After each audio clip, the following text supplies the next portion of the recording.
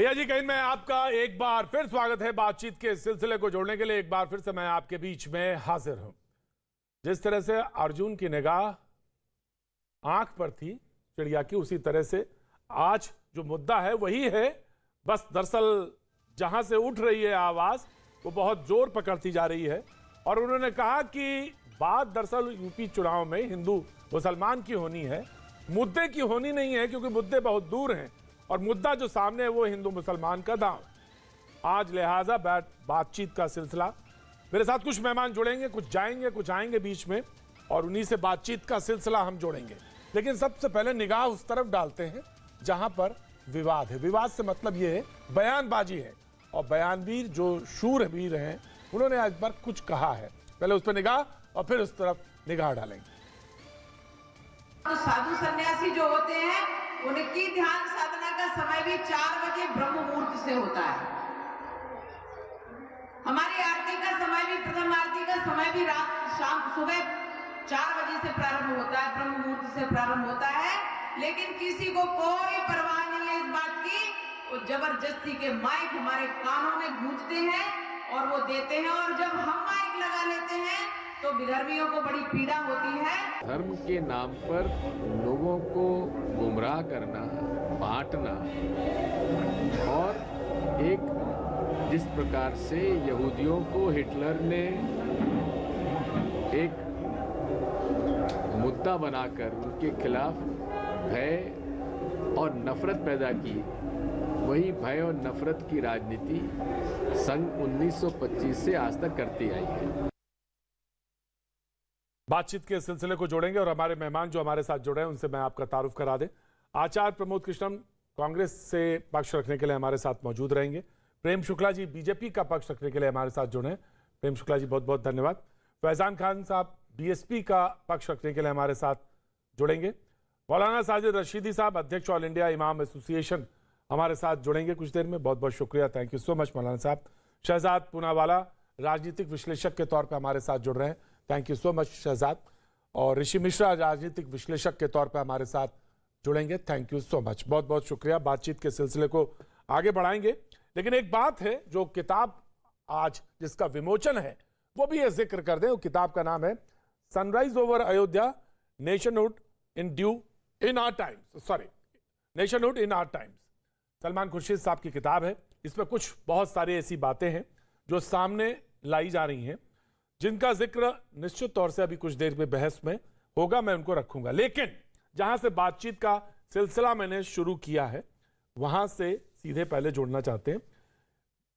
साधु सन्यासी जो होते हैं उनका ध्यान साधना का समय 4 बजे का होता है, ब्रह्म मुहूर्त से होता है। प्रथम आरती सुबह 4 बजे शुरू होती है। लेकिन विधर्मियों को जबरदस्ती माइक लगा के हमारे कानों में गूंजती है आवाज, यह गलत है। और यह बात कही है साध्वी प्रज्ञा बीजेपी ने। दिग्विजय जी ने उसका जवाब भी दिया है, और वो कुछ उसका नहीं, कुछ और बड़े रेफरेंस पे उन्होंने कल कहीं प्रोग्राम में थे, उस पर उन्होंने उसका जिक्र किया है। सबसे पहले मैं चाहूंगा कि प्रेम शुक्ला जी आप इस बात को रखें कि बीजेपी के पास हिंदू कार्ड के अलावा कोई मुद्दा नहीं है। ये दिग्विजय सिंह कहते हैं हिंदुत्व का धर्म से कोई लेना देना नहीं है। बीजेपी धर्म के नाम पर लोगों को बांट रही है, बीजेपी धर्म के नाम पर गुमराह कर रही है। हिटलर ने यहूदियों पर डर और नफरत की राजनीति की थी, आरएसएस भय और नफरत का माहौल पैदा करती है। जी प्रेम शुक्ला जी।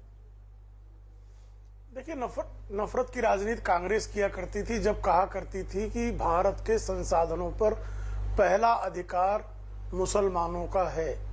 नफरत की राजनीति जब हिंदू आतंकवाद की थ्योरी गढ़ी जा रही थी, तब नफरत की राजनीति हिंदुओं को वैश्विक स्तर पर आतंकवादी घोषित करने का कांग्रेसी षड्यंत्र सबके ध्यान में आज दिन तक है। नफरत की राजनीति वह थी। नफरत की राजनीति यह थी कि श्रीमान राहुल गांधी कहा करते थे कि मंदिर जाने वाले लड़कियां छेड़ते हैं, तो ये नफरत की राजनीति थी। अब जहां तक साध्वी प्रज्ञा का जो प्रश्न आप कर रहे हैं, जिसका उदाहरण है यहाँ पर, भाई सर्वोच्च न्यायालय का क्या यह निर्णय नहीं है कि धर्म स्थलों पर जो है लाउड स्पीकर प्रतिबंधित किया जाए? सर्वोच्च न्यायालय की रोज आप कसम खाते हैं, संविधान की रोज आप कसम खाते हैं, लेकिन सर्वोच्च न्यायालय के इस निर्देश का अनुपालन करने में विविध सरकारों को पीड़ा क्यों होती है?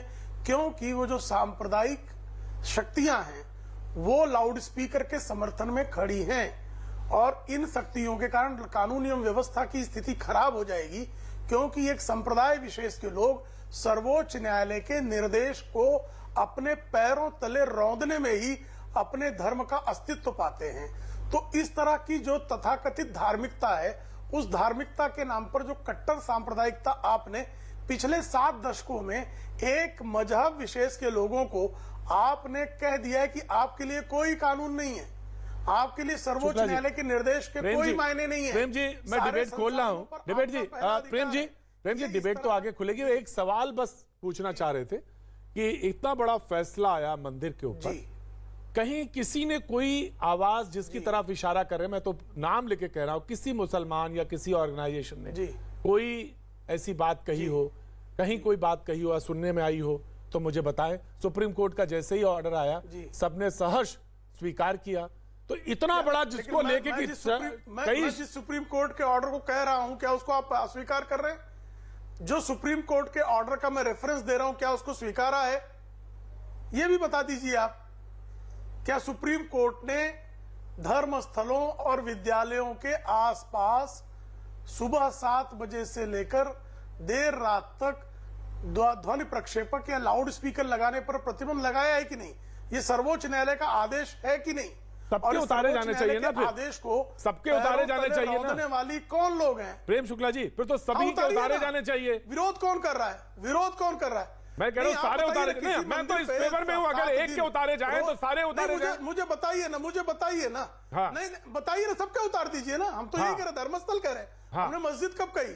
ठीक है, बिल्कुल सही। नहीं, आप करेक्ट हैं। मैं सिर्फ एक को कह रहा हूं। नहीं, बिल्कुल सही कह रहे हैं आप। मैं बिल्कुल यही कह रहा हूं। धर्मस्थल कहने पर विरोध कौन करता है? विरोध करते हैं जो इमाम एसोसिएशन वाले लोग बैठे हैं, उनको विरोध है। और दूसरी बात जो आप कह रहे हैं सर्वोच्च न्यायालय के फैसले का राम मंदिर के मामले में, अरे भाई असदुद्दीन ओवैसी ने तो यहां तक कह दिया कि सर्वोच्च न्यायालय के लोग जो है, सर्वोच्च न्यायालय के लोग चूंकि रिटायरमेंट के बाद लोगों को जो है बेनिफिट्स मिलनी होती है, राज्यसभा जाना होता है, इसलिए फैसला दिया गया। ये क्या असदुद्दीन ओवैसी का बयान नहीं है? राइट सर, ठीक है साहब, ठीक है। मैं आगे बढ़ता हूं। मौलाना साजिद रशीदी साहब, मौलाना साजिद रशीदी साहब, मौलाना की जो एसोसिएशन है सबसे ज्यादा दिक्कत वहां होती है, लिहाजा अगर हटाए जाएं तो सबके हटाए जाएं, और सबसे ज्यादा रिएक्शन आप लोगों में होता है। मौलाना साजिद रशीदी।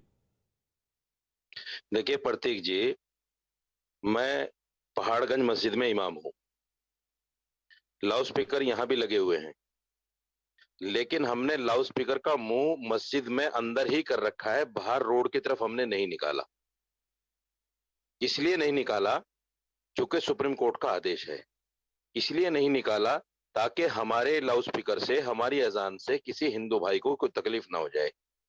इसलिए नहीं निकाला कि इस्लाम ये कहता है कि जब तक तुम्हारा पड़ोसी तुमसे खुश नहीं है, जब तक तुम असली मुसलमान नहीं हो। इसलिए हमने उस अजान की आवाज को धीमी करके मस्जिद के अंदर ही रखा हुआ है। तो आप मुझे बताइए, हमें दिक्कत कहाँ है?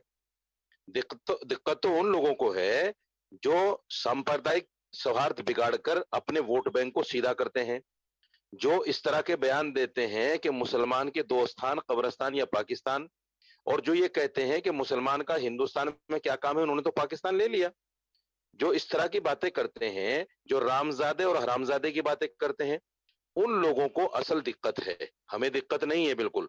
हमने सुप्रीम कोर्ट के फैसले को बाबरी मस्जिद के खिलाफ जो आया, हमने सर माथे पर रखा। राइट सर, हमने उसका विरोध नहीं किया। Right sir, right sir, right sir. मैं आ रहा हूं, आचार्य प्रमोद कृष्ण जी का भी स्वागत है। मैं बस आ रहा हूं आचार्य जी। शहजाद पूनावाला कुछ कहना चाह रहे हैं। शहजाद पूनावाला। प्रतीक जी, अगर साध्वी प्रज्ञा इस बात को उठाने के लिए सांप्रदायिक है, तो न केवल सुप्रीम कोर्ट और बॉम्बे हाई कोर्ट, बल्कि जो नई सेकुलरिज्म की गंगा में डुबोकर जिसको अभी बाहर किया गया है शिवसेना, उनको भी सांप्रदायिक घोषित करने की तैयारी कर दीजिए, क्योंकि उन्होंने मांग की थी कि मस्जिदों से लाउड स्पीकर को हटना चाहिए। ये मेरे पास उनकी न्यूज़ रिपोर्ट भी पड़ी है। तो मैं पूछना चाहता हूँ कि जिन्होंने अभी सेकुलरिज्म का जो कहते हैं एक तरीके से छिड़काव किया है शिवसेना पर, क्या वो आप उसको सांप्रदायिक कहेंगे या उसको कहेंगे कि वो सेकुलर बात कर रही है? दूसरी बात, मैं खुद एक मुसलमान हूं, मुझे एक बात बताइए, ये कहते हैं पटाखों की क्या जरूरत है दिवाली में? पटाखे थे जब श्री राम आए? तो मैं पूछना चाहता हूं क्या लाउड स्पीकर थे जब पैगंबर मोहम्मद साहब थे? आस्था लाउड स्पीकर में है या आस्था अल्लाह में है? और अल्लाह के पास पहुंचने के लिए आपको लाउड स्पीकर की कोई आवश्यकता नहीं है। तीसरी बात, दिग्विजय सिंह कहते हैं नफरत का माहौल। ये वही दिग्विजय सिंह और उनकी मंडली है जिन्होंने आतंकवाद को हिंदू आतंक कहा, जिन्होंने कहा कि ये साध्वी प्रज्ञा आतंकवादी, हिंदू आतंकवादी है। तो मुझे लगता है कि जो लोग पूरे धर्म को खड़ा कर देते हैं आतंकवाद के साथ, जो लोग कहते हैं कि जय श्री राम युद्ध घोष है, जो लोग एक धर्म को टारगेट करते हैं और कहते हैं कि ये जो है ये मुसलमानों के खिलाफ है, मुझे लगता है ये लोग तो कम से कम नफरत की बात ना करें। सबसे ज्यादा अगर नफरत की राजनीति किसी ने की है तो कांग्रेस पार्टी ने की है। Right sir, right. मैं आचार्य प्रमोद कृष्ण, मैं आपके पास मुखातिब होता हूं और sunrise over Ayodhya nationhood in our times, उसके किताब के विमोचन में आप भी उपस्थित हैं और जिसका अभी कुछ देर पहले शहजाद पूनावाला उल्लेख कर रहे थे दिग्विजय जी के बयान पे, वो आप ही के यहाँ पे था जो उन्होंने कहा। और इसमें एक बात कही है, उन्होंने ये कहा कि एक्चुअली में अल्पसंख्यक समर्थक जो हैं कांग्रेस पार्टी में, वो उनको लेकर एक खास बात कही उन्होंने, उस किताब में जिक्र है। उसमें उन्होंने ये भी बात कही कि जनेऊधारी छवि की जो वकालत करते हैं वो पार्टी में ज्यादा आजकल हावी हो रहे हैं। ये बात उनमें इस किताब में जिक्र आई जी। देखिए प्रतीक जी, अभी सलमान खुर्शीद साहब की किताब का विमोचन होना है और मैं उसमें सम्मिलित होने के लिए अभी पहुंचने वाला हूं। मैंने किताब को पूरी तरह से ना तो पढ़ा है। अब मैं जब किताब का विमोचन होगा मैं उसके बारे में जानूंगा, तभी कुछ मैं अपनी राय दे सकता हूं, पहली बात। दूसरी बात, जहां तक सलमान खुर्शीद जी का ताल्लुक है, वो देश के विदेश मंत्री रह चुके हैं, कानून मंत्री रह चुके हैं, इसके साथ साथ सुप्रीम कोर्ट के बहुत बड़े वकील हैं और वो एक मैं निसंदेह निसंकोच कह सकता हूं कि वो कट्टरपंथी विचारधारा के समर्थक कभी नहीं रहे। श्री कल्की महोत्सव में, श्री कल्की धाम में हमारे आश्रम में वो 2-3 बार जब आए तो उन्होंने भगवान श्री राम की आरती भी करी, जबकि वहां पत्रकारों ने सवाल किया था। तो मैं ऐसा नहीं मानता हूं कि सलमान खुर्शीद किसी धर्म का अपमान करेंगे या सलमान खुर्शीद किसी नहीं, उस किताब में एक जिक्र है आचार्य जी मैं कोट कर रहा हूं, आचार्य जी मैं कोट कर रहा हूं, उस किताब में जिक्र है कि कांग्रेस में एक ऐसा तबका है जिन्हें इस बात पर पछतावा है कि हमारी छवि अल्पसंख्यक समर्थक पार्टी की है। यह तबका हमारी लीडरशिप की जनेऊधारी पहचान की वकालत करता है। इन्होंने अयोध्या पे आए फैसले पर प्रतिक्रिया देते हुए यह घोषणा कर दी कि जब स्थल पर भव्य मंदिर बन जाना चाहिए। तो जनेऊधारी जो है ये किसकी तरफ इशारा है? और दूसरी बात यह कि अल्पसंख्यक समर्थक पार्टी की यह तबका, इसको पछतावा है इस बात का कांग्रेस के अंदर। जी आचार्य जी। देखिए, एक तो ये जो जनेऊ धारण वाला मसला है ये हमारे संस्कारों से संबंधित है। हमारे सनातन धर्म और हमारी परंपराओं में 16 संस्कारों का वर्णन है, जिसमें कर्ण छेदन संस्कार, नामकरण संस्कार, उसमें एक जनेऊ धारण करने का भी एक संस्कार है। पहली बात, जनेऊ धारण करना कोई राजनीति का विषय नहीं है, जनेऊ धारण करना हमारा एक संस्कार का विषय है। जहां तक सवाल है कि सलमान खुर्शीद ने कांग्रेस पार्टी की लीडरशिप के ऊपर ये बात कही कि कुछ लोग हिंदुत्व की बात या जनेऊधारी का इस बात पर पछतावा है, वो कह रहे हैं इस बात पर पछतावा है। तो मैं कि हमारा एक तबका जो है लीडरशिप की जनेऊधारी पहचान की वकालत करता है। नहीं, मुझे नहीं लगता। सलमान खुर्शीद जी ने भी सुप्रीम कोर्ट के फैसले का स्वागत किया। नहीं, उन्होंने तो स्वागत किया, लेकिन इस बात का उन्होंने जिक्र किया किताब में। हाँ, अगर उनकी किताब में कुछ इस तरह का जिक्र है तो मैं उनकी किताब का अध्ययन करूंगा आज विमोचन के पश्चात, और मैं आपसे कल बात करूंगा। लेकिन मैं ऐसा मानता हूं कि किसी भी धर्म के नाम पर कहीं भी अगर कट्टरपंथी या कट्टरता आती है तो वो देश के लिए खतरा है। वो कट्टरता चाहे वो इस्लाम के नाम पे आए, चाहे वो किसी और धर्म के नाम पे आए, या किसी जाति मजहब के नाम पे आए, या क्षेत्र और भाषा के नाम पे आए, कट्टरता से किसी पार्टी का, किसी नेता का भला तो हो सकता है। दिग्विजय जी ने जो बात कही आचार्य जी, दिग्विजय जी ने जो बात कही आपके यहाँ कि बीजेपी के पास हिंदू कार्ड के अलावा कोई मुद्दा नहीं है, हिंदुत्व का धर्म से कोई लेना देना नहीं है, ये बात उन्होंने गलत कही या सही कही? देखिए, दिग्विजय सिंह एक तो 10 साल चीफ मिनिस्टर रहे हैं। दूसरी बात, दिग्विजय सिंह विशुद्ध रूप से एक सनातन धर्म में आस्था रखने वाले और धार्मिक व्यक्ति हैं, पहली बात। दूसरी बात, दिग्विजय सिंह जी अगर ये कहते हैं कि बीजेपी के पास हिंदुत्व के अलावा कोई और शस्त्र या कोई हथियार नहीं है, तो वो कोई उनका अनुभव साझा करते हुए कह रहे होंगे। और ऐसा मुझे लगता भी है कि बीजेपी कानून व्यवस्था के नाम पर, डेवलपमेंट के नाम पर, इंटीग्रेशन के नाम पर फ्लॉप हो चुकी है, महंगाई के नाम पर। और आप ये भी मानते हैं फिर तो आप नहीं, फिर आप क्या आप ये भी मानते हैं कि आरएसएस भय और नफरत का माहौल पैदा करती है? पुनः आरएसएस भय और नफरत का माहौल पैदा करते, फिर तो उसका उदाहरण देना पड़ेगा आपको। सुनिए प्रतीक जी, धर्म की आड़ लेकर के सियासत करना ये ठीक नहीं है देश के लिए। मैं तो बीजेपी के नेताओं से आग्रह करना चाहता हूं, आपने धर्म की आड़ लेकर एक बार सरकार बनाई, दोबारा सरकार बना ली, अब देश की चिंता करें। धर्म हमारी आस्था का विषय है, सियासत का विषय नहीं है। धर्म हमारी आस्था और श्रद्धा का विषय है। शहजाद पूनावाला कुछ कहना चाह रहे हैं? शहजाद पूनावाला है तो आप कह दीजिएगा। शहजाद पूनावाला, शहजाद पूनावाला। अच्छा, मुझे किताब के विमोचन में जाना। जी जी जी, शहजाद पूनावाला जी।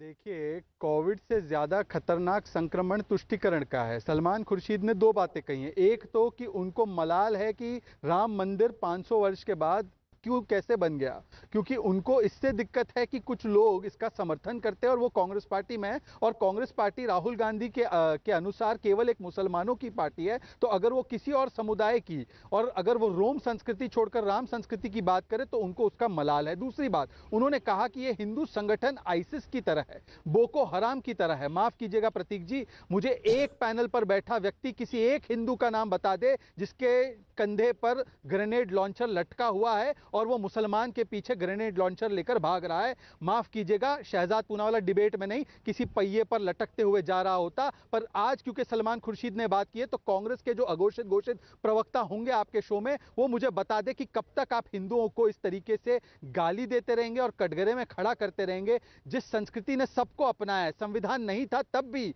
पारसी आए, मुसलमान आए, कई धर्म के लोग आए, उनको इस देश में पनाह मिली। इस देश के किसी भी शासक ने कभी भी कोई और मुल्क पर आक्रमण नहीं किया। इस देश का ये इतिहास है, फिर भी आप कहते कि यहाँ का हिंदू आइसिस और बोको हराम की तरह है। ये तो वही हो गया, राहुल गांधी ने एक बार एम्बेसडर को कहा था यूनाइटेड स्टेट्स के कि एलईटी से कोई खतरा नहीं है, वो तो अच्छे हैं, हमें खतरा है तो हिंदू आतंक से खतरा है। राइट, ऋषि मिश्रा, मैं आ रहा हूं, मौलाना आ रहा हूं, मैं आ रहा हूं, ऋषि मिश्रा।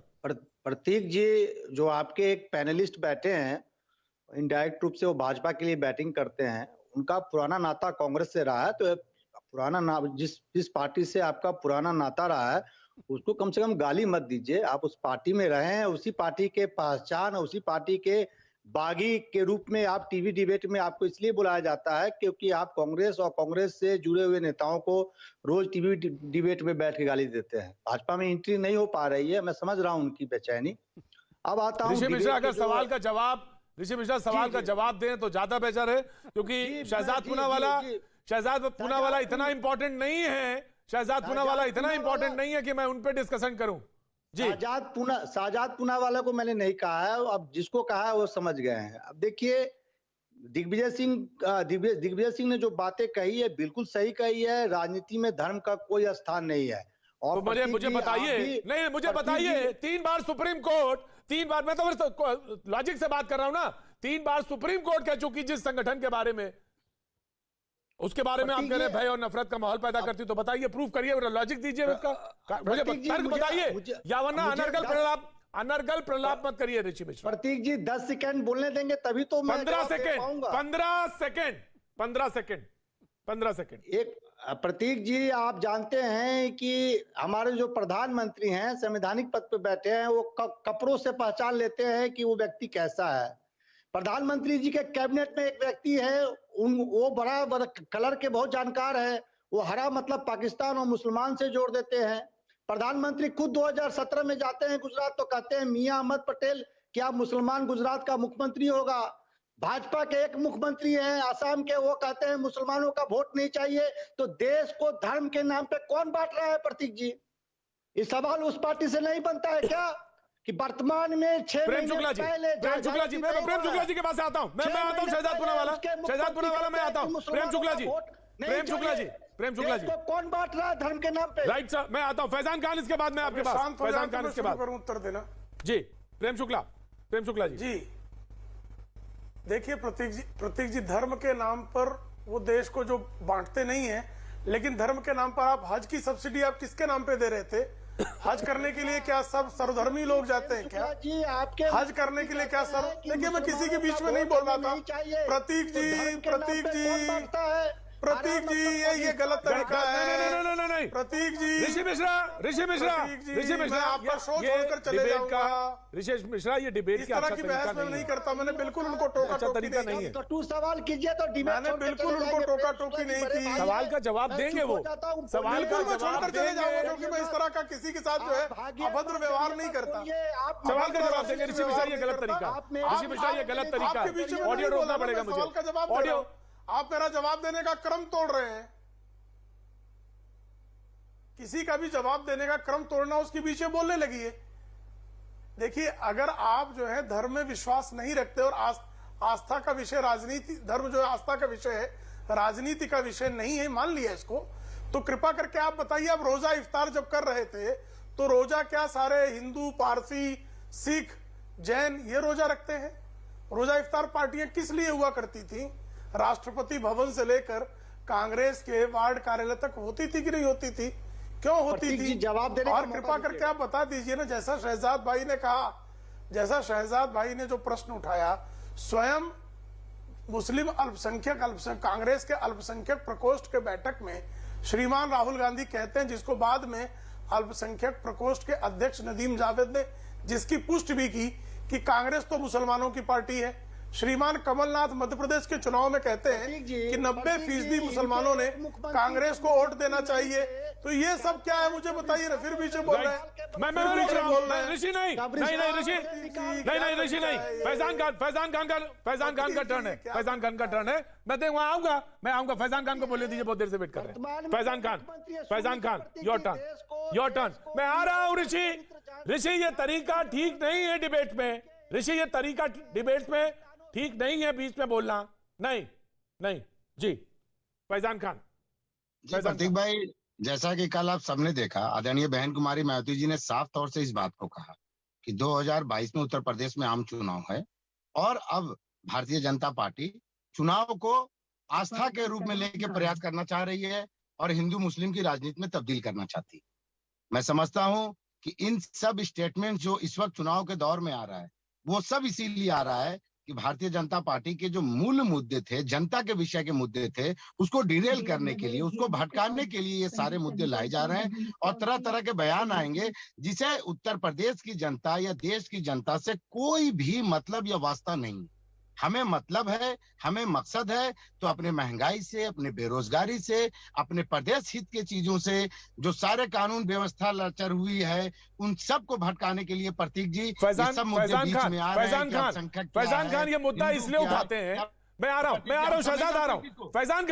फैजान खान ये मुद्दा इसलिए उठाते हैं, कहते हैं कि आप तुष्टीकरण करते हैं, इसलिए मुद्दा उठाते हैं। जी बिल्कुल, तुष्टीकरण की राजनीति नहीं तो ये और क्या है? नहीं तो ये इल्जाम तो आप लोगों के ऊपर पार्टी पे लगाते हैं। जी योगी आदित्यनाथ जी जिस तरह से कहराना चाहते हैं, क्या ये सवाल अपने आप में नहीं है प्रतीक जी कि क्या लखीमपुर खीरी में जहां पे सुप्रीम कोर्ट इनके इंक्वायरी पे सवाल उठा रहा है, उस जगह पे जबकि एक पत्रकार भी मरा हुआ है, उस जगह पे शहीद हुआ है, उसके तक घर नहीं जाते हैं? किसानों के घर तो बहुत दूर की बात है। मैं कहता हूं क्या पत्रकारों से भी इन्हें नफरत है? शहजाद पूनावाला देन मौलाना साजिद रशीदी। जी राइट सर। देखिए ये नफरत कितनी गहरी है कि त्रिपुरा में जो घटना नहीं हुई उसके पीड़ितों के लिए बात रखना सेकुलरिज्म है, पर अगर प्रदेश के मुख्यमंत्री हिंदू पीड़ितों के घर पहुंच जाए तो उनको किस तरीके से नोचा दबोचा जा रहा है कि तुम हिंदू के घर गए ही कैसे। इसी तरीके से ये लोग जो बात करते हैं मुसलमान हित की, अरे आपके समय में सबसे बड़े दंगे, मुसलमानों के सबसे बड़े दंगे आपके समय में हुए। मुजफ्फरनगर दंगा हुआ, हाशिमपुरा हुआ। देखिए प्रतीक जी ये कौन है? ये पक्षकार है, पत्रकार है। ये नेशनल हेराल्ड के पक्षकार को आपने बुलाकर पत्रकार के रूप में बिठाया है, बीच बीच में बगलाता। प्रतीक जी, मैं या तो आपका जवाब दे सकता हूं यहाँ पर, या तो मैं केवल यहाँ पर जो चीख रहे हैं पागलों की तरह उनका जवाब दूं। आप बताइए किसका जवाब होने वाला आपको शायद पता नहीं कि लोग आपको पागल ही समझ रहे हैं, क्योंकि सबको पता है कि जो चमचागिरी आप कर रहे हैं टीवी डिबेट्स में आके वो कोई प्रतीक जी मायने नहीं इनका रखता हो जाने किसी के दीजिए, लिए। इनके 50 रुपए ओवर एक्टिंग के भी आपकी काट कोई लीजिए। मूल्य नहीं है। जो प्रवक्ता यहाँ नहीं है विषयों की घोषित, बात वो हो रही है। अघोषित प्रवक्ता भी आपको इतना भारतीय चीख चीख जनता कर बोल रहे हैं, इनका पार्टी हो का जाए पसंद तब है, मौका करिए। दीजिए हमें प्रतीक लेकिन जी। हम जनता का विषय में बात करेंगे। ठीक है फैजान, आप जब इनका हो जाएगा ठीक है तब आप फैजान, यहाँ आमंत्रित ठीक है फैजान, ठीक है, ठीक है, ठीक है, राइट फैजान, ठीक है जी। शहजाद पूनावाला, शहजाद पूनावाला, शहजाद पूनावाला, अब मैं बात रख सकता हूँ जी। ठीक है, थैंक यू। देखिए मेरे पास टीवी स्क्रीन तो है नहीं, तो मुझे पता नहीं फैजान बोल रहे कौन बोल रहे, मुझे जो आइडिया नहीं है। बहरहाल सब एक ही सुर में बोलते हैं। ये फैजान जी वही है ना जिनकी पार्टी में एक नेता हुआ करते थे हाजी याकूब, इन्होंने 51 करोड़ रुपए का दिया था एक रिवॉर्ड कि जो भी गला काटेगा कार्टून बनाने वालों का, मैं उसे 51 करोड़ दूंगा। ये वही पार्टी के प्रवक्ता है ना हाजी याकूब वाली। ठीक है ठीक है ठीक है ठीक है ठीक है, अरे ठीक है भाई, ठीक है। अरे मैं अपनी बात ही कर रहा हूँ। आपने ये भी तो कहा था ना तिलक तराजू और तलवार इनको मारो जूते चार, ये आप ही की पार्टी थी ना, तिलक तराजू और तलवार। ठीक है ठीक है ठीक है, अच्छा ये हमारी भाषा, अच्छा पता नहीं बसपा के स्लोगन हमारे हो गए। चलिए अब प्रतीक जी इनको जरा बोलिए ना, थोड़ा अपने वोटों के हिसाब से तो बोला करे हर व्यक्ति, अपने वोटों के हिसाब से तो बोला करे, सीटों के हिसाब से तो बोला करे, और जितनी सीट नहीं उससे ज्यादा बोल रहे हैं। चलिए अब मैं दूसरी बात पूछना चाहता हूं। मैं पूछना चाहता हूं ये जो मुस्लिम कर रहे हैं कांग्रेस पार्टी के लोग, मुझे बताइए सबसे बड़े दंगे मुसलमानों के खिलाफ कौन से शासन में हुए?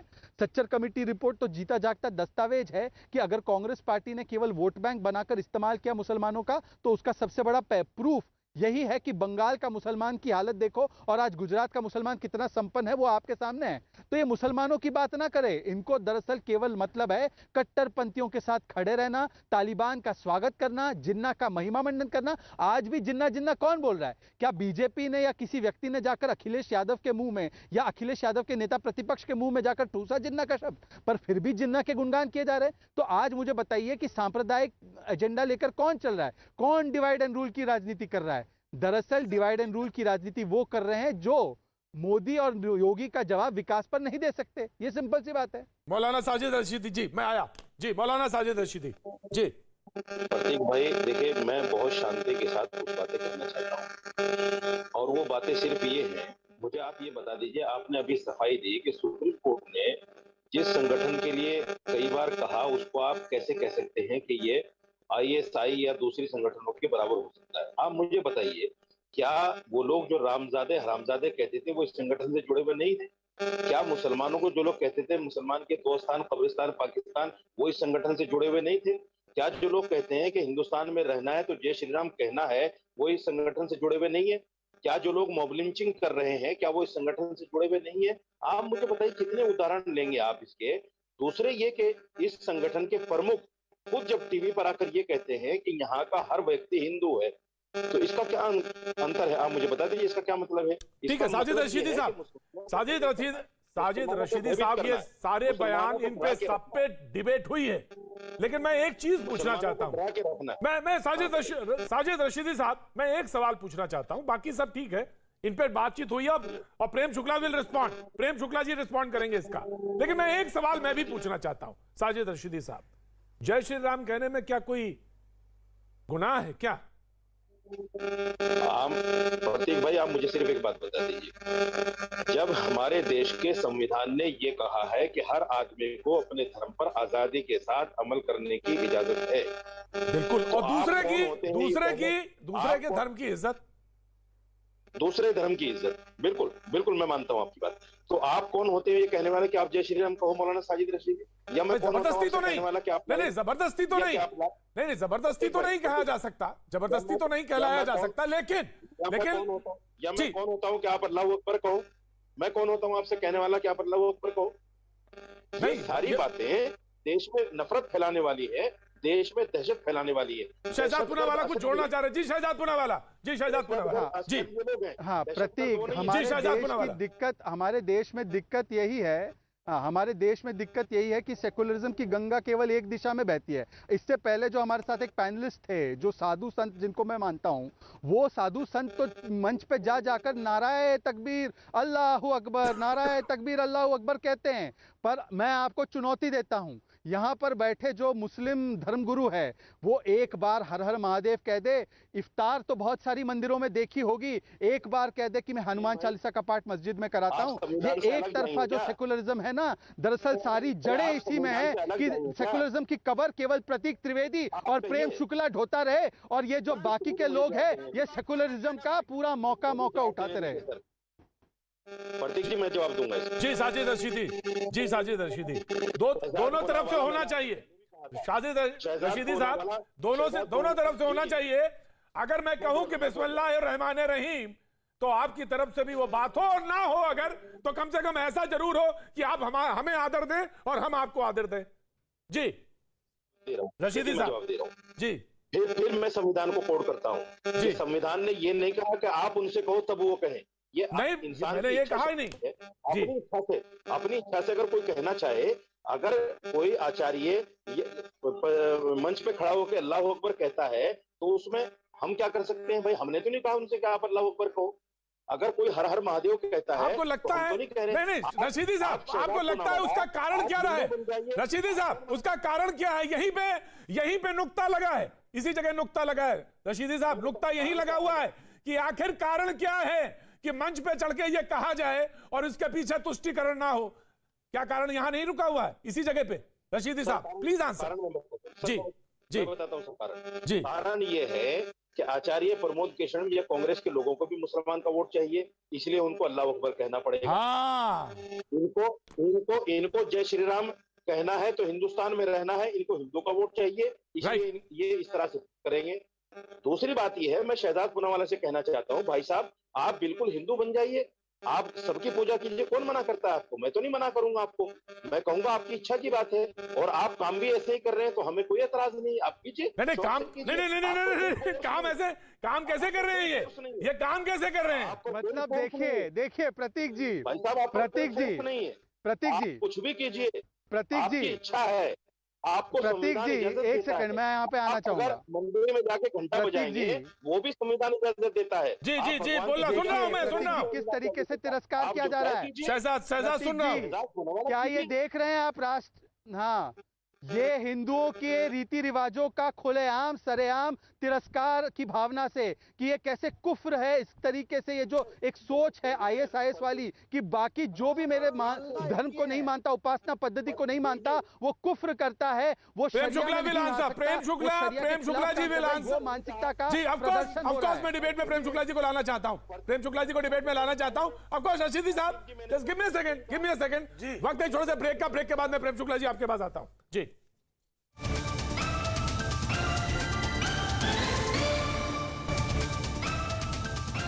भैया जी, कहीं मैं आपका एक बार फिर स्वागत है। बातचीत के सिलसिले को जोड़ने के लिए एक बार फिर से मैं आपके बीच में हाजिर हूं। ब्रेक पे जाने से पहले मैंने कहा था प्रेम शुक्ला जी जवाब देंगे, मैं उन्हीं के पास आऊंगा, लेकिन मेरे एक कॉलर हैं जिन्होंने अभी थोड़ी देर पहले मैसेज किया, गंगाधर जी हैं गाजियाबाद से। वो कहते हैं कि प्रतीक जी, हिंदू धर्म का अपमान करने का हिंदू और मुस्लिम दोनों को छूट क्यों है? ऐसा वो शायद ऋषि मिश्रा जी की बात पर जवाब दे रहे थे, और ऋषि मिश्रा जी को उन्होंने कोट किया है। एनीवे, वो जब आएगी, मैं बिल्कुल ऋषि जब आप आए जवाब दे दीजिएगा, ऐसा उनको लगता है, ऐसा उन्होंने कहा है। लेकिन ठीक है, प्रेम शुक्ला जी, मैं आपके पास आता हूं। जी जी जी जी जी प्रतीक जी, प्रश्न क्या है? प्रश्न सवाल यह है कि अभी बहुत सारी बहस में यही बातचीत सामने निकल के आई कि जो डिवाइड है वो बीजेपी जो करता, बीजेपी धर्म के नाम पर गुमराह करती है। दिग्विजय जी कह रहे हैं बार बार, भी वो कहते हैं कि हिंदुत्व के आड़ को लेकर वो वोट साधने का काम करती है, ये बात कह रहे हैं। वो ये कह रहे हैं कि हिटलर ने यहूदियों पे डर और नफरत की राजनीति की, वही उसी लाइन पे बीजेपी चलने का काम करती है, आरएसएस भय और नफरत का माहौल पैदा करती है, वो ये बात कह रहे हैं। देखिए प्रतीक जी, इस देश में विद्वेष के नाम पर, हिंदू द्रोह के नाम पर कल हिंदू सत्ता में आ जाएंगे और तुमको हिंदुओं की गुलामी करनी पड़ेगी, यह कहकर मोहम्मद अली जिन्ना, सुहरावर्दी, लियाकत अली खां इत्यादि लोगों ने इस देश का बंटवारा किया था। इस देश का बंटवारा अगर आज तक कभी हुआ है तो मुस्लिम धर्मांधता के नाम पर एक बार हुआ है।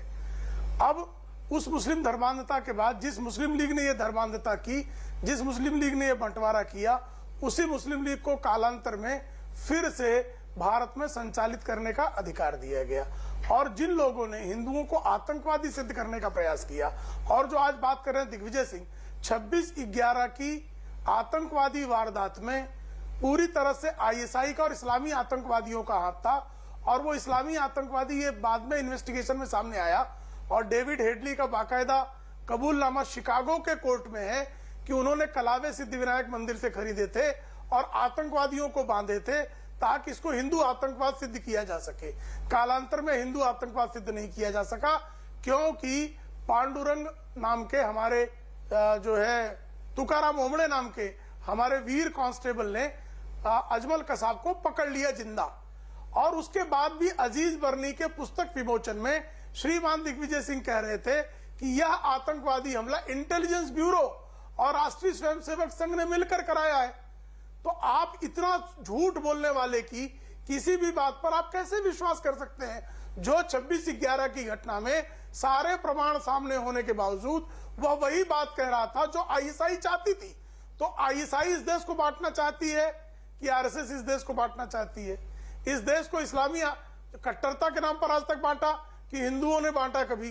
तो कृपा करके मुझे बता दीजिए, बार बार बंटवारे की जो बात होती है, जय श्री राम और अल्लाह अकबर की आपने बात की, जय श्री राम, मुझे और 10 सेकंड दे दीजिए ताकि मुझे किसी के बीच में ना बोलना पड़े। 10 सेकंड प्रतीक जी आपसे विनंती है। देखिए, इस देश में जय श्री राम कहकर कोई आतंकवादी हमला किया गया हो, एक उदाहरण पूरी दुनिया में कहीं किया गया हो, दे दीजिए। लेकिन अल्लाह अकबर कहकर हजारों हजार लोगों की हत्या न केवल भारत में बल्कि विश्व भर में की गई है। क्या इस सच्चाई से कोई भी इंकार कर सकता है क्या? तब भी हम अल्लाह अकबर को क्या सांप्रदायिक नारा कह सकते हैं? बिल्कुल नहीं कह सकते, चूंकि एक नारे को कुछ सांप्रदायिक लोगों ने, आईसिस ने, बोको हरम ने, आईएसआई ने, अल कायदा ने, तालिबान ने, लश्कर तोयबा ने, लश्कर जहांगवी ने, हिजबुल मुजाहिदीन ने एक पवित्र नारा था, उस पवित्र नारे को अपवित्र करने का दुष्कर्म किया। इसलिए क्या आप उसको जो है सांप्रदायिक कह सकते हैं? उसी तरह से जय श्री राम जिसको कहकर किसी की भी हत्या नहीं की। साजिद रशीदी साहब, मैं आ रहा हूं, ऋषि आ रहा हूं, मैं आ रहा हूं, ऋषि आ रहा हूं, 10 गिव मी अ सेकंड, ऋषि मैं आ रहा हूं। कैसे आप सांप्रदायिक कहते हैं? मौलाना साजिद रशीदी जी, देखिए, मैं बड़ी विनम्रता से मैं जवाब देना चाहता हूं। हिंदुस्तान के मुसलमान पे आप बात कीजिए। आईसिस को हिंदुस्तान के मुसलमान ने नकारा, तालिबान को हिंदुस्तान के मुसलमान ने नकारा, पाकिस्तानी जिहाद को हिंदुस्तान के मुसलमान ने नकारा। आज भी जेलों में हिंदुस्तान के मुसलमान बच्चे 15-15 साल, 20-20 साल के बाद बाइज्जत बरी होकर आ रहे हैं, जो आतंकवाद के नाम पर बंद थे। हमें आतंकवाद के नाम पर जेलों में डाला जा रहा है, और हमारा जब पकड़ते ही हमारे बच्चे को सबसे पहले उसका मीडिया ट्रायल कर दिया जाता है कि ये तो आतंकवादी है, और फिर वो 15 साल के बाद बाइज्जत बरी होता है। ये सारा हमें बदनाम करने के लिए खेल रचा जा रहा है। पहली सरकारों ने भी किया है और आज की सरकार भी कर रही है, इसमें कोई दो राय नहीं। मैं डरता नहीं हूं किसी बात से। सरकारें ये खेल खेल रही हैं, चाहे वो हिंदू आतंकवाद का खेल हो या मुस्लिम आतंकवाद का खेल हो। इसमें पिस में रहा हूं, मर में रहा हूं। हिंदू मुसलमान जो है हिंदुस्तान में रहकर भी बदनाम है। एक सवाल आया था कि साहब सारे आतंकवादी मुसलमान क्यों होते हैं? अरे मेरे भाई, जहां जिहाद हो रहा है, इराक में जाइए, सीरिया में जाइए, आईसिस का देखिए, मुसलमान ही तो मर रहे हैं, और फिर भी मुसलमान ही आतंकवादी हैं, फिर भी मुसलमान जो है सब कुछ कर रहे हैं। अभी इन्होंने कहा कि भाई एक बताइए, जय श्री राम का नारा लगाकर, आईसिस एक यहूदी संगठन है और ये साबित हो गया है, और उन्होंने अल्लाह अकबर का नारा लगाकर मारे हैं, मुसलमानों को मारा है, मुसलमानों को काटा है उन्होंने। तो ये सारी चीजें जब आप देख रहे हैं अपनी आंखों से, आप हिंदुस्तान के मुसलमान को जिन्ना के साथ कैसे जोड़ सकते हैं? हिंदुस्तान के मुसलमान को पाकिस्तान के साथ कैसे जोड़ सकते हैं? अगर आप ऐसा कर रहे हैं तो आप नफरत की राजनीति कर रहे हैं। आप हिंदुस्तान के मुसलमान को अपनाना नहीं चाहते। वो मुसलमान जिसने पाकिस्तान को शहजाद पूनावाला, शहजाद पूनावाला, शहजाद पूनावाला, शहजाद पूनावाला, देखिए, मैं इस बात से पूरी तरीके से इत्तेफाक रखता हूँ। एक सेकंड मौलाना जी, मैं अपनी बात रख सकता हूँ प्रतीक? मैंने संविधान की बात की थी जी, ठीक है, किसी को काफिर नहीं कहा। राइट, शहजाद पूनावाला। प्रतीक जी, मैं मौलाना जी की इस बात से इत्तेफाक रखता हूं कि हिंदुस्तानी मुसलमान ना तालिबान को चाहता है ना पाकिस्तान चाहता है, पर दिक्कत यह है हिंदुस्तानी मुसलमानों के वोट बैंक की ठेकेदारी करने वाले समाजवादी पार्टी के नेता बर्क जब कहते हैं तालिबान स्वतंत्रता सेनानी है, तो हमारे कई लोग यहाँ पर उनको मुसलमान तुष्टीकरण के नाम पे वोट देने के लिए चले जाते हैं, उनमें सेकुलरिज्म का पोस्टर बॉय ढूंढ लेते हैं, पर उनके खिलाफ क्यों आवाज नहीं उठाते? अब जब जिन्ना को बार बार अखिलेश यादव याद कर रहे हैं, मैं चुनौती देता हूं यहां पर एक व्यक्ति तो कहे कि अखिलेश यादव मुर्दाबाद, कि तुम बार बार भारत के मुसलमानों को जिन्ना के साथ क्यों जोड़ते हो अपनी सस्ती सियासत के लिए? दिक्कत इसी बात की है। और जहां तक बात है, देखिए एक सेकंड, देखिए मैंने किसी के बीच में नहीं बोला प्रतीक जी, क्योंकि प्रतीक जी बहस इसलिए होती है क्योंकि बर्क साहब कहते हैं कि तालिबान स्वतंत्रता सेनानी है। बहस इसलिए होती है क्योंकि all India Muslim personal law board कहता है तालिबान ने जो किया है बहुत अच्छा किया है। बहस इसलिए होती है क्योंकि शादाब चौहान, पीस पार्टी के शादाब चौहान कहते हैं कि निजाम मुस्तफा लाएंगे। बहस इसलिए होती है क्योंकि माजिद हैदरी से लेकर पीडीपी के लोग कहते हैं कि तालिबान का तरीका जो है बहुत अच्छा है, इसको ऐसे ही अपनाना चाहिए। और बहस इसलिए होती है क्योंकि जो लोग अपने आप को सेकुलरवादी कहते हैं वो इस पर तो चुप हो जाते हैं। जय श्री राम पर बोलना हो तो खुलकर बोलते हैं, मुखालफत करते हैं, घंटा बजाने से लेकर मंदिरों के विषय में बहुत चीजें बोलते हैं, परंतु तालिबान का महिमा मंडन हो, जिन्ना का महिमा मंडन हो, जिन्ना की पोस्टर एमयू में लगी हो, तो इनके मुंह से एक शब्द नहीं निकलता, क्योंकि ये भी उस वोट बैंक पॉलिटिक्स के पूरे जो है भागीदार है। Right sir, right. Rishi Mishra sir Pratik ji, मैं आ रहा हूं। साजिद रशीदी साहब आ रहा हूं जी, आ रहा हूं। देखिए धर्म के जो ठेकेदार हैं उनके लिए मैं यही कहना चाहूंगा कि अल्लाह ईश्वर तेरो नाम सबको सम्मत दे भगवान। तो जो धर्म के ठेकेदार तथा कथित ठेकेदार टीवी डिबेट में कई बैठे हैं, उनको भगवान सम्मति दे, ये मैं उनसे प्रार्थना करूंगा। आप चुप रहिए, बकवास मत कीजिए, मेरे बीच में मत बोलिएगा, बकवास मत कीजिएगा। ये चमचागिरी एक बार मौलाना से आपका नाम वरना इमाम मौलाना पड़ जाएगा, आपका नाम इमाम मौलाना पड़ जाएगा, इमाम मिश्रा पड़ जाएगा। आप एक बार तो बुलवा लो हर हर महादेव, मैं बोलूंगा एक बार तो भारत माता की जय, वंदे मातरम, हर हर महादेव बुलवा दो। अरे आप बोलिए ना, नाथुराम गोडसे मुर्दाबाद, बोलिए नाथुराम गोडसे मुर्दाबाद। हिम्मत है, नाथुराम गोडसे मुर्दाबाद। उसका मंदिर बनाने वाला कांग्रेस पार्टी में है, बाबूलाल चौरसिया नथुराम गोडसे का मंदिर बनाने वाला कांग्रेस में, हमारे लिए तो मुर्दाबाद ही है। पर आप मुझे बताइए, अब मौलाना साहब से एक बार नहीं, शहजाद पूनावाला, ऋषि जी, नहीं, शहजाद पूनावाला, ऋषि जी मौलाना क्यों लगा ले? ऋषि जी मौलाना क्यों लगा ले? उनका अच्छा नाम है ऋषि मुनि मिश्रा, उनके नाम ऐसा है कि जिस प्रकार, बिल्कुल 10 सेकंड आपका ऋषि जी, 10 सेकंड आपका। लोग ट्वीट कर रहे हैं हिंदुस्तान में महात्मा गांधी से हर महादेव बुलवा दे, न होगा। उस राम भक्त को नाथुराम गोडसे ने गोली मार के हे राम कर दिया था। ये तथाकथित जो भाजपा प्रवक्ता आते हैं उनको ये समझ में नहीं आती है और गाली देने चलते हैं मुसलमानों को। महात्मा गांधी से बड़ा कोई राम भक्त नहीं था, हम भी मानते हैं, वो तो गौ रक्षा की बात करते थे, आप गौ काटने की बात करते हैं। केरला में गौ काटते हैं आप लोग। ये महात्मा गांधी जी ने क्या कहा था, गौ रक्षा अहम है, आप तो गौ काटने की केरला में बात करते हैं। और ये कोई सच्चाई, ये सही है, कोई झूठ नहीं है कि हिंदुस्तान का पहला आतंकवादी एक हिंदू था। वैसे धर्म नहीं होता आतंकवाद का, पर गोली मारने वाला हिंदू था। ये नफरत देखिए प्रतीक जी, ऋषि की नफरत देखिए हिंदुओं के प्रति, हिंदुओं की नफरत देखिए। वैसे आतंकवाद का कोई धर्म नहीं है, पर ये गोली हिंदू ने मारी। ये मानते हैं क्या आप?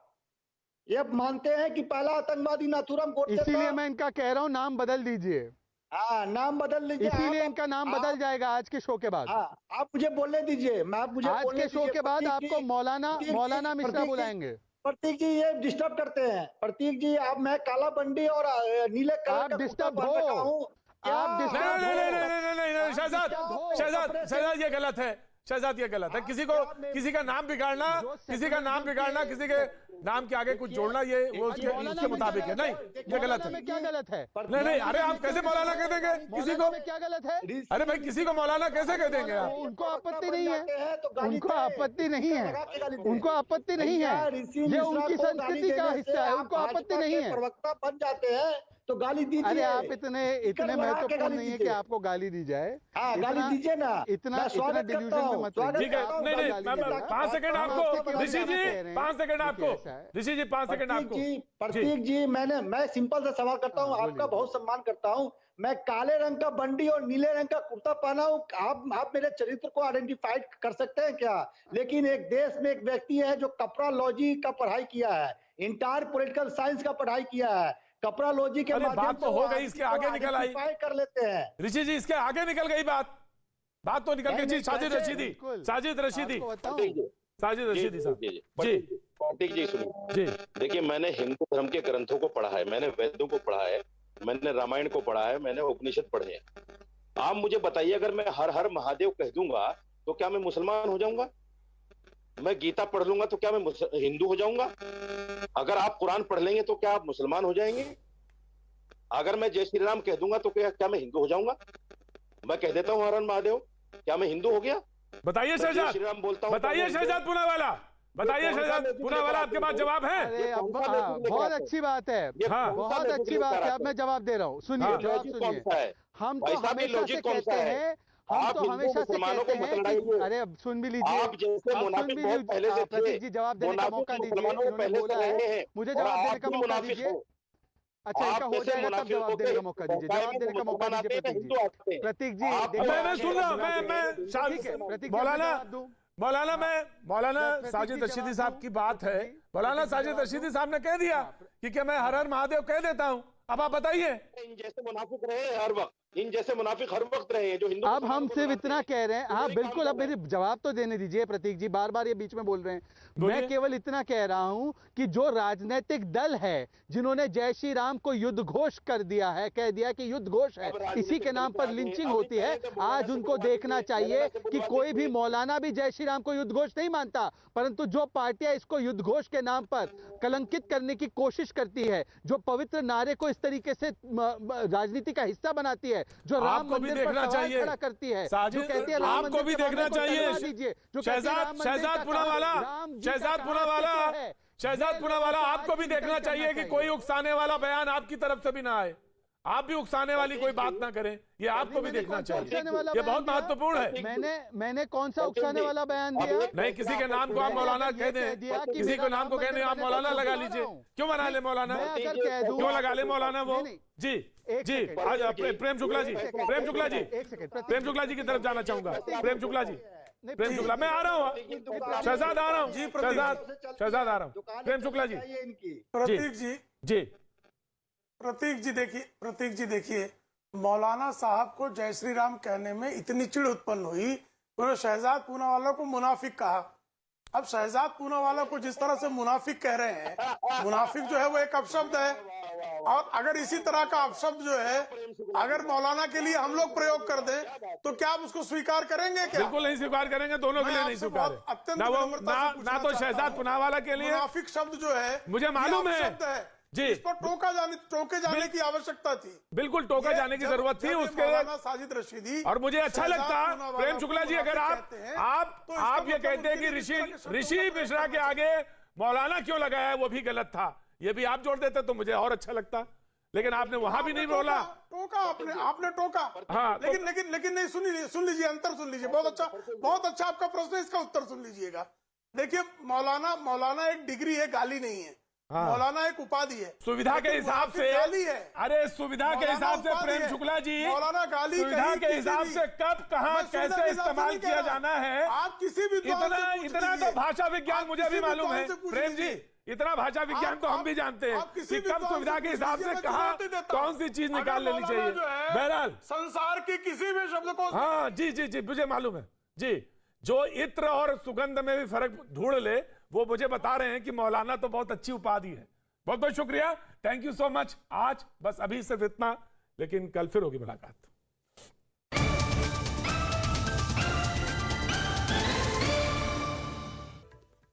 और न्यूज 18 के कू हैंडल पे आज हमने जो सवाल पूछा था वो ये कि क्या दिग्विजय सिंह के आरोप में दम है कि आरएसएस डर और नफरत की राजनीति करता है? जवाब आप स्क्रीन पर देख सकते हैं। ज्यादा जानकारी और अपने सुझाव के लिए न्यूज 18 के कू हैंडल पर फॉलो कीजिए।